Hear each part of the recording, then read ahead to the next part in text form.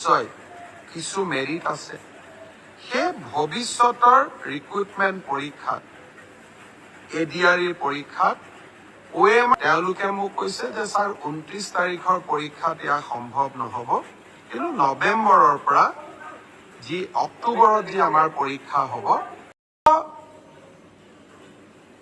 পৰীক্ষাৰ্থীয়ে আমাক প্ৰশ্ন কৰিছিল যে OMR চিটত ফটোটো কিয় দিছে।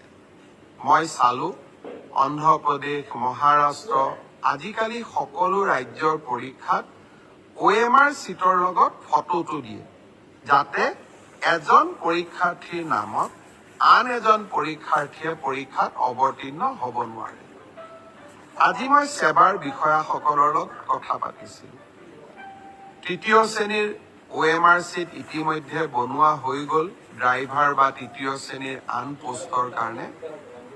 আপোনালোকৰ মনোভাৱক, কাৰণ বহুতে কৈছিল যে আমাৰ আইডেণ্টিটিটো ৰিভিল হ'ব পাৰে। আপোনালোকে কোৱা কথাটো নিশ্চয় কিছু মেৰিট আছে। সেই ভৱিষ্যতৰ ৰিক্ৰুটমেণ্ট পৰীক্ষাত ADRE পৰীক্ষাত OMR চিটত ভৱিষ্যতে ফটো লগোৱা OMR চিট ব্যৱহাৰ নকৰিবলৈ মই সেৱাক পৰামৰ্শ দিছো।